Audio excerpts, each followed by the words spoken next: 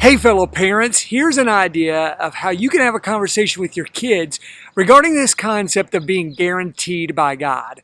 So one thing you could do is ask your kids this question.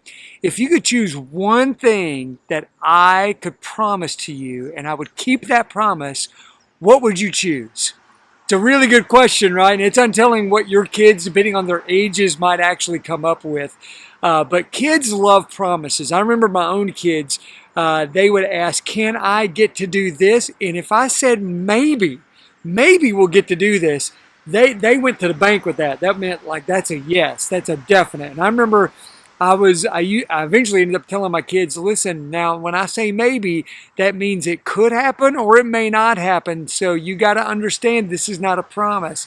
But I tell you, when you do make a promise to a kid and you keep that promise, that is unbelievable to them. It is something that helps them to feel loved, helps them to feel secure as well.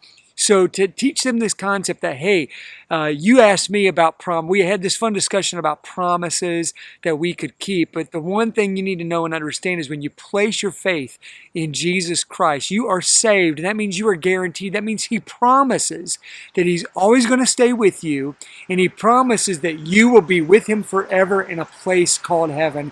That is an amazing promise, and unlike we parents on earth, the Heavenly Father always keeps His promise.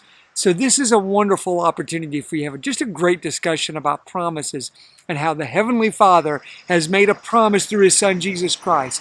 And for everyone who believes in Jesus Christ, they have the promise of heaven forever.